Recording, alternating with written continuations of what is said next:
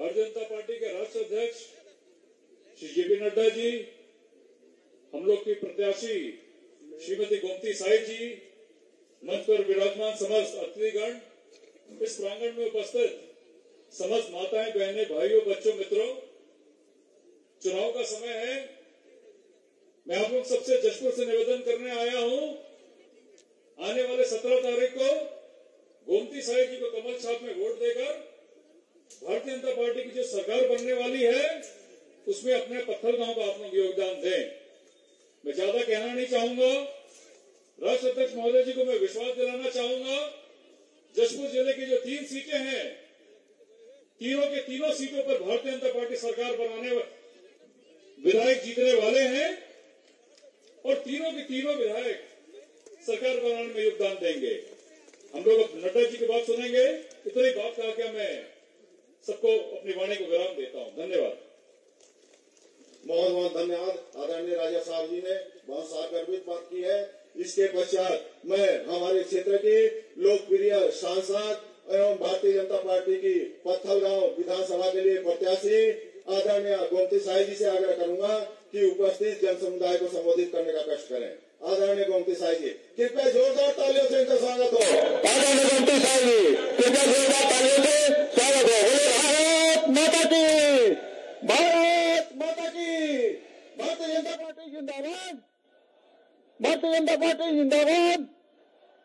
आदरणीय गोमती साहिब जी।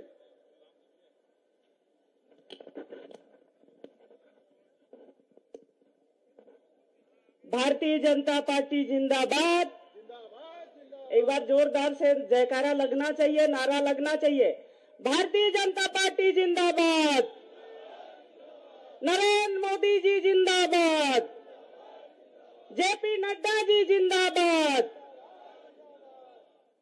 आदरणीय हम सबके भारतीय जनता पार्टी के राष्ट्रीय अध्यक्ष आदरणीय जगत प्रकाश नड्डा जी, आदरणीय राजा साहब जी और आदरणीय सभी मेरे मंच में उपस्थित आदरणीय जिला अध्यक्ष, यहाँ पर उपस्थित दूर दूर से आए हुए हमारे भारतीय जनता पार्टी के कार्यकर्ता बंधुगण और सभी भाई और बहनें यहाँ पर उपस्थित हैं। मैं इस क्षेत्र की बेटी, मैं इस क्षेत्र की जनता से निवेदन करने आई हूँ, निवेदन करती हूँ कि इस बेटी को आप लोगों का आशीर्वाद मिलते आया है और अभी भी मिले, ऐसा मेरा आप लोगों से निवेदन है।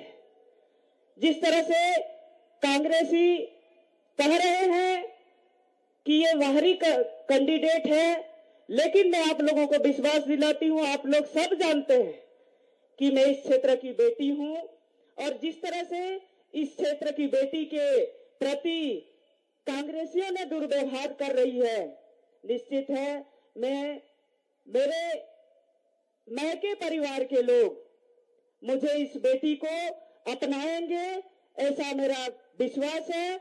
और जिस तरह से कांग्रेसियों ने इस बेटी के ऊपर दुर्व्यवहार कर रहा है, क्या कांग्रेसियों ने साबित कर दिया है कि बेटी के साथ ऐसे ही व्यवहार करना चाहिए। ये इससे मतलब कांग्रेसियों का यह व्यवहार साबित करता है। आज मेरे मैके की मेरे सभी माता पिता, काका काकी, भाई बहन, दादा सबको निवेदन करने आई हूँ कि इस बेटी को आपका आशीर्वाद मिले और इस क्षेत्र की जनता का सेवा कर सकूं, आप सबका जनता का सेवा कर सकूं। मैं आप सबको विश्वास दिलाती हूं और आप लोगों के विश्वास पे मैं खरा उतरूंगी, ये मैं वादा आप लोगों से कर रही हूं।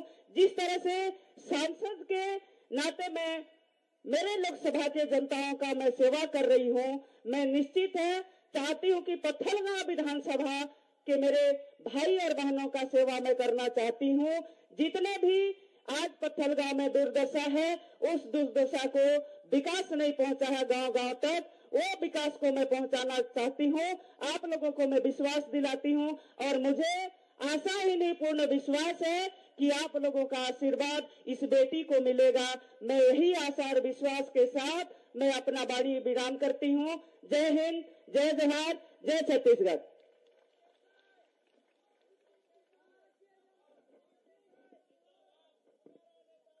गोमती साहब जैसा हो, हमारा नेता कैसा हो, हमारा विधायक कैसा हो, हमारा विधायक कैसा हो। बहुत बहुत धन्यवाद। जैसा कि आदरणीय गोमती दीदी जी ने कहा है कि 40 सालों से यहाँ पत्थलगांव के 8 बार विधायक बन चुके हैं नेताजी आज जो है अपनी कमियों को छुपाने के लिए हमारी इस क्षेत्र की बेटी गोमती साहब पर बहुत विभिन्न आक्षेप लगाते हैं। हम इस बार निश्चय कर लेते हैं कि गोमती साहब जी को क्षेत्र से जिताकर विधायक के रूप में विधानसभा में भेजना है। इसके पश्चात जिसके लिए आप सब लोग सुनने के लिए आतुर हैं, हमारे राष्ट्रीय अध्यक्ष आदरणीय श्री जगत प्रकाश नड्डा जी हमारे बीच में उपस्थित हैं। मैं उनसे भी आग्रह करूंगा कि उपस्थित जन समुदाय को संबोधित करने का कष्ट करें। एक बार जोरदार नारा लगाएंगे, जेपी नड्डा जिंदाबाद, जेपी नड्डा जिंदाबाद, भारत माता की, भारत माता की।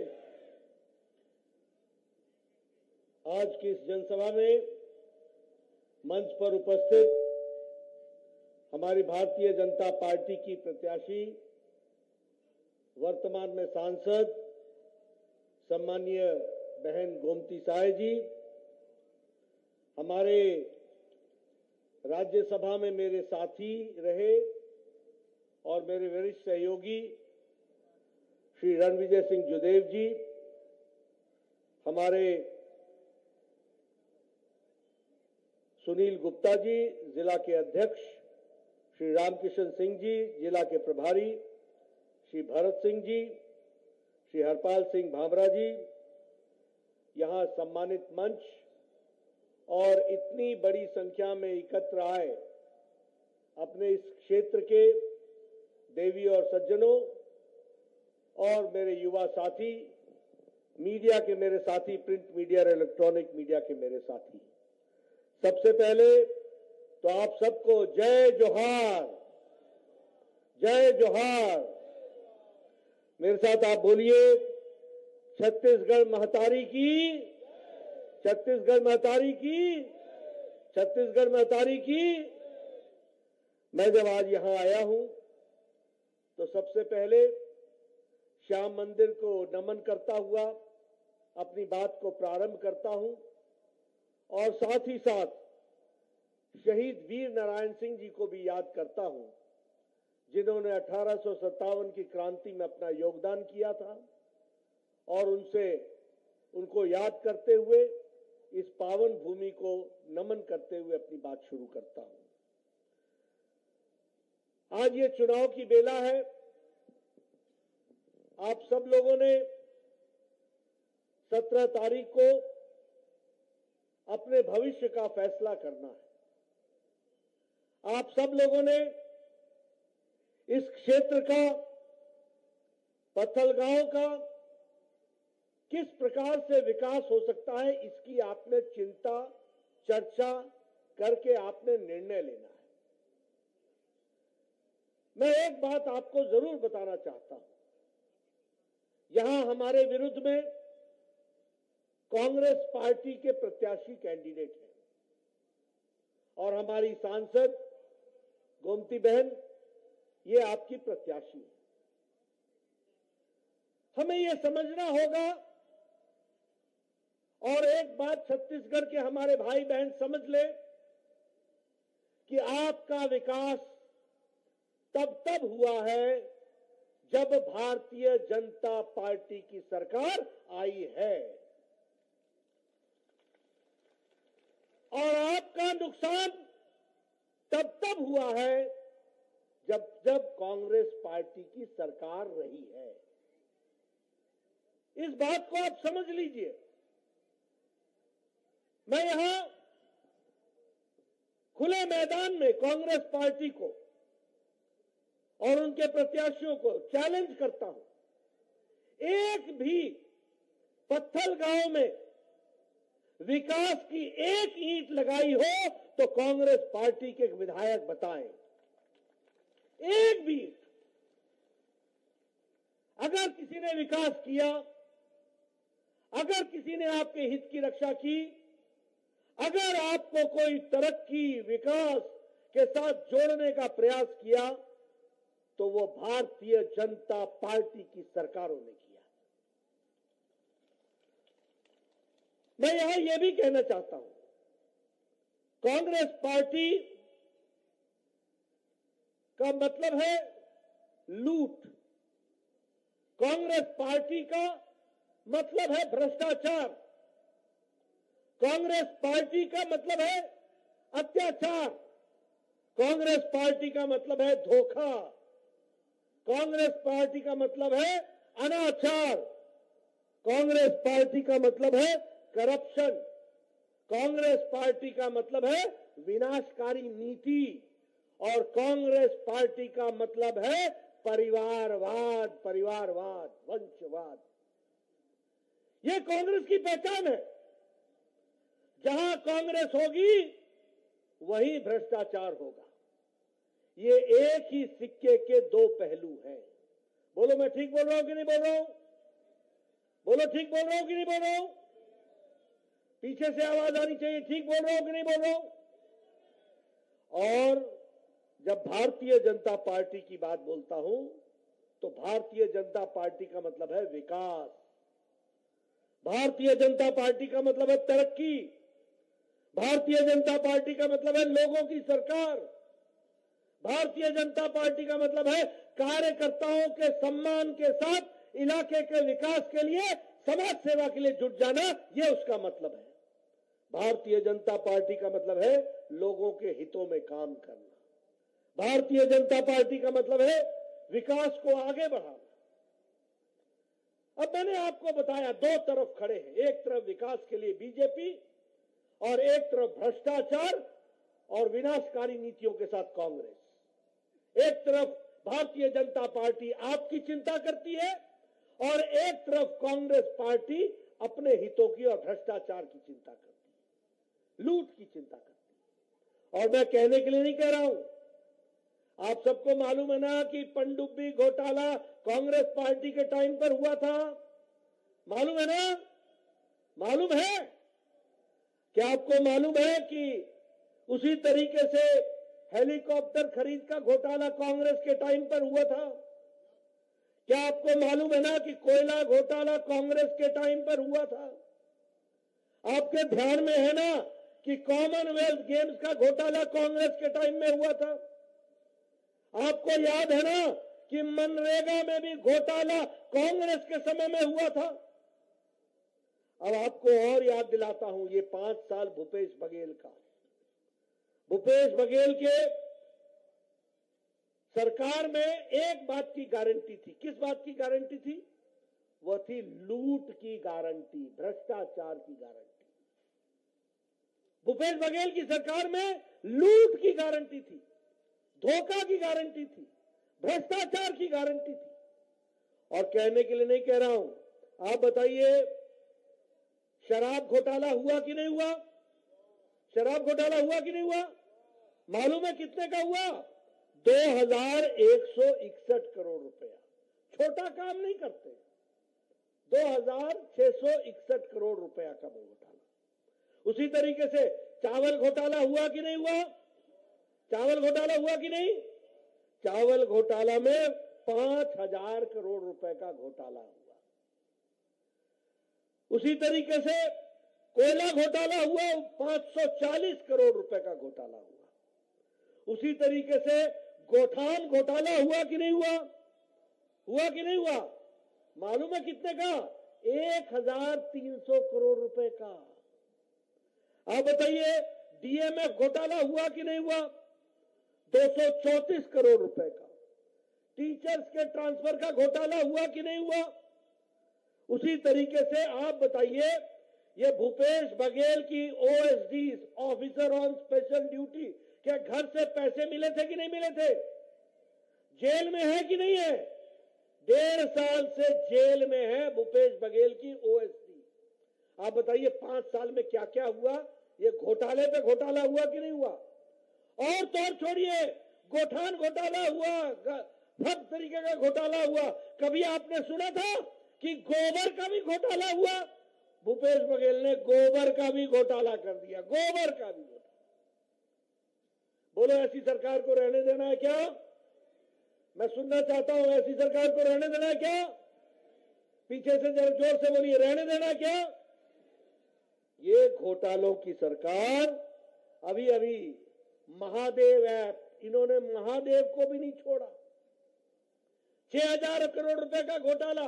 किस बात का घोटाला? सत्ता में आने के लिए सट्टे का घोटाला, यानी सट्टेबाज भी हो गए। कोयला की तस्करी तो हो रही थी और घोटाले हो रहे थे, अब सट्टे में भी घोटाला हुआ। कितने का हुआ? 508 करोड़ रुपए का घोटाला। और जानते हैं वो असीम दास क्या बोलता है ईडी में? कि ये मैं पैसा दुबई से लेकर के भूपेश बघेल को देने आया था, उसने छत्तीसगढ़ के चुनाव के लिए मंगवाए थे। बोलिए ऐसी सरकार को आने देना क्या? आने देना क्या? मित्रों, ये घोटालों की सरकार, ये लूट की सरकार और धोखों की सरकार। अब धोखे की बात बताऊं आपको। आपसे कहा था कि नहीं कहा था कि बिजली का बिल माफ करेंगे? कहा था कि नहीं कहा था? मैंने कहा था, हुआ? आप बताइए, कहा था नहीं नौजवान कि तुमको बेरोजगारी का भत्ता मिलेगा? बोला था कि नहीं बोला था? बोलो नौजवान, बताया था कि नहीं बताया था? मिल गया? मिला? आप बताइए, इन्होंने कहा था कि नहीं कि 50,000 आदिवासी अनुसूचित जनजाति के टीचर लगाएंगे? लगे क्या? कोई तुम्हारे गांव से लगा टीचर? कोई लगा? कोई लगा? ये झूठ और धोखे की सरकार। उसी तरीके से बहन बताइएगा, फ्री गैस सिलेंडर मिला? 4 गैस सिलेंडर मिलना था साल का, मिला? गैस का सिलेंडर मिला? 4 गैस का सिलेंडर देंगे। और बहनों को क्या कहा था? 500 रुपया प्रति माह रुपया देंगे। मिला? मिला आपको? तो ये धोखेबाज सरकार है कि नहीं है? झूठी सरकार है कि नहीं है? लूट की सरकार है कि नहीं है? ये लूट की सरकार है। और दूसरी ओर आप बताइए, मोदी जी के नेतृत्व में देश आगे बढ़ रहा है कि नहीं बढ़ रहा है? देश आगे बढ़ रहा है कि नहीं बढ़ रहा है? आप बताइए, हम आज 5वें नंबर की अर्थव्यवस्था हो गए कि नहीं हो गए? और 2024 में फिर से आप मोदी जी को प्रधानमंत्री बनाएंगे और 2027-28 में भारत 3रे नंबर की अर्थव्यवस्था बन जाएगा। 3रे नंबर की अर्थव्यवस्था बन जाएगा। यह है भारत। आप बताइए, हमारे समय में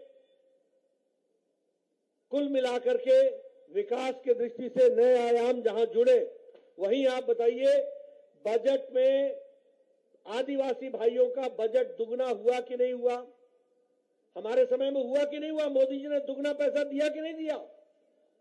दुगना पैसा पहुंचाया है। और ट्राइबल के कंपोनेंट का, ये गोमती साय है ना, ये दिल्ली में लड़ती रही है अपने हकों के लिए, और आज ट्राइबल कंपोनेंट, अनुसूचित जनजाति को ट्राइबल कंपोनेंट 3 गुना मोदी जी ने बढ़ा दिया, 3 गुना बढ़ा दिया। और एकलव्य स्कूल का बजट 22 गुना बढ़ाया है। और उसी तरीके से आदिवासी बच्चों की पढ़ाई की स्कॉलरशिप 2.5 गुना बढ़ाई है। और उसी तरीके से स्कॉलरशिप ट्राइबल स्टूडेंट्स का 2.5 गुना बढ़ाया गया है। अब मेरे को एक बात और बतानी है। एक तरफ तो प्रधानमंत्री जी हैं, जो प्रधानमंत्री गरीब कल्याण अन्न योजना का 80 करोड़ की जनता को 5 किलो गेहूं या 5 किलो चावल, 1 किलो दाल भेज रहे हैं। और यहां भूपेश बघेल उसको रोक रहा है। ठीक बोल रहा हूं मैं ठीक बोल रहा हूं? उसको रोक रहा है, आप तक पहुंचने नहीं दे रहा है। बताइए, उसको हटाएंगे कि नहीं हटाएंगे? उनको हटाइए और मोदी जी का अन्न सीधा आप तक पहुंचे, इसकी व्यवस्था कीजिए। इसके लिए आप काम में जुटिए। उज्ज्वला योजना में प्रधानमंत्री जी ने जहां देश में 9 करोड़ 60 लाख गैस का सिलेंडर दिया है, वहीं 35 लाख का सिलेंडर 35 लाख लोगों को छत्तीसगढ़ में मोदी जी ने सिलेंडर दिया। और साथ में 300 रुपए, 200 रुपए राखी पर छूट दी थी और 100 रुपए सब्सिडी पर छूट दी है उज्ज्वला बहनों को। यह भी आपको याद रखना चाहिए। आयुष्मान भारत में आपको प्रधानमंत्री मोदी जी ने गांव, गरीब, वंचित, पीड़ित, शोषित, दलित, युवा, महिला, किसान, इन सभी लोगों को जो गरीबी की रेखा से नीचे हैं, उनको 5 लाख रुपए का सालाना गंभीर बीमारी से लड़ने के लिए उन्होंने आयुष्मान भारत में आपकी व्यवस्था की है। 5 लाख रुपए। और अब आप गोमती साय जी को जिताएंगे, हमारी सरकार बनाएंगे, अब 10 लाख रुपए प्रति साल मोदी जी आपको भेजने वाले हैं। यह भी आपको याद रखना चाहिए। उसी तरीके से प्रधानमंत्री आवास योजना, मैं प्रधानमंत्री आवास योजना के बारे में बताना चाहता हूं कि प्रधानमंत्री आवास योजना में हम लोगों ने तय किया है कि पहली कैबिनेट में 18 लाख मकान हम सैंक्शन करके देंगे और 18 लाख पक्के मकान बनेंगे, जिसमें रसोई घर भी होगा, जिसमें शौचालय भी होगा, जिसमें गैस का सिलेंडर भी होगा, जिसमें आंगन भी होगा। कितने? 18 लाख हम मकान बनाएंगे। लेकिन आपको यह भी बता दें कि मोदी जी ने आवास योजना का पैसा भेजा था, इस भूपेश बघेल ने 12 लाख मकान नहीं बनने दिए और पैसा वापस हुआ यहां पर नहीं लगा। ऐसी सरकार को रहने दोगे क्या? इसको भेजोगे ना? इसकी छुट्टी करोगे ना? मैं इधर से सुनना चाहता हूं, छुट्टी करोगे ना? आपका हक का पैसा मोदी जी ने भेजा। 12 लाख मकान बनने थे, 12 लाख मकान बनने से वंचित रह गए। ये क्या प्रदेश है? गरीबों का अपने लिए लूट और दूसरों को तकलीफ। ये क्या तरीका है? अब हम लोगों ने तय किया है, प्रधानमंत्री कृषक उन्नति योजना में प्रति एकड़ 21 क्विंटल 3200 रुपए में हमारी सरकार खरीदी करेगी धान की। ये भी हम आपको बताए थे। और बारदाना अलग से, बोरे का इंतजाम अलग से कर सुनिश्चित होगा। उसी तरीके से महतारी वंदन योजना में हर विवाहित महिला को साल का 12,000 रुपए हमारी सरकार देगी। 12,000 रुपए। उसी तरीके से तेंदुपत्ता के लिए कलेक्शन के लिए प्रति मानक बोरा को 5,500 रुपए दिया जाएगा और इकट्ठा करने वाले को 4,500 रुपए का बोनस दिया जाएगा। और साथ ही साथ चरण पादुका, गरीब लोगों के लिए, आदिवासी भाइयों के लिए चरण पादुका की योजना फिर से शुरू की जाएगी। ये कार्यक्रम भी होगा। 1 लाख, सुन लो मेरे नौजवान भाइयों, 1 लाख सरकारी नौकरी चरणबद्ध तरीके से 5 साल में लगाई जाएगी और आप नौजवानों को लगाया जाएगा। इसकी व्यवस्था होगी। उसी तरीके से हमारे एग्रीकल्चर में भूमिहीन किसान जो है, जिनके पास भूमि नहीं है और वो किसान है, उनको साल का 10,000 रुपए हमारी सरकार देगी। ये भी हम व्यवस्था करेंगे। और उसी तरीके से बीपीएल, बिलो पॉवर्टी लाइन, गरीबी की रेखा से नीचे रहने वाली बालिकाओं को 1.5 लाख रुपए का आश्वासन प्रमाण पत्र दिया जाएगा, जो उसके नाम पर खाते में जमा होगा और वो उसको मिलेगा। ये भी आपको। और हम आपको 500 रुपए में गैस का सिलेंडर देंगे। ये हम व्यवस्था करने वाले हैं। और आप जानते हैं, बीजेपी जो कहती है वो करती है और कांग्रेस जो कहती है वो धोखा देती है। ये भी आपको समझ लेना चाहिए। इसलिए मैं अब यहां पर आया हूं पत्थलगांव में, तो मैं आपको बताना चाहता हूं, हमारे रणविजय जी लंबे समय राज्यसभा के सदस्य रहे, पार्लियामेंट, ये जानते हैं, जसपुर को स्वास्थ्य के लिए पिछले 7 सालों में 236 करोड़ रुपए दिया गया स्वास्थ्य के लिए, हेल्थ के लिए। एकलव्य मॉडल स्कूल पत्थलगांव में, उसको भी हम लोगों ने स्थापित किया। और उसी तरीके से भारत माला प्रोजेक्ट में 4 लेन रोड बना करके पत्थल गांव से शांख तक उसका काम भी किया गया, ये भी हमको ध्यान में है। हम जानते हैं हमारी प्रत्याशी गोमती साय जी बहुत एक्टिव हैं, बहुत अच्छे से काम करती हैं। और देखो भैया, मैं एक बात बता देता हूं, मैं लंबे समय से राजनीति में हूं। ये जो आप चर्चाएं चलाते हैं ना, बाहर का अंदर का, अरे जो अंदर का था वो 8 बार में क्या किया, और ये कौन सी बाहर की है? अरे घर है इनका, ये आपकी सेवा करेंगी। भारतीय जनता पार्टी का एक एक कार्यकर्ता सेवा करता है, इसको हमको ध्यान में रखना चाहिए।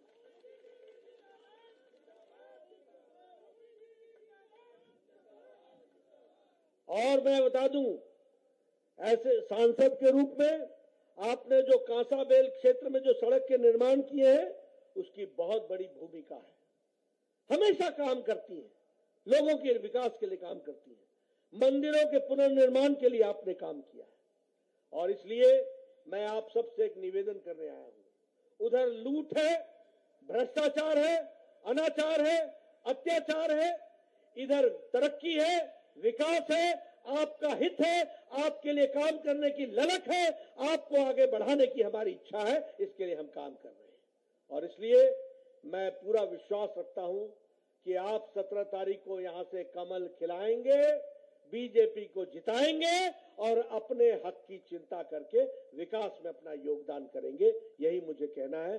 बोलिए, कमल खिलेगा ना? बताइए, कमल खिलेगा ना? कमल खिलेगा ना? बहुत बहुत धन्यवाद, बहुत बहुत धन्यवाद।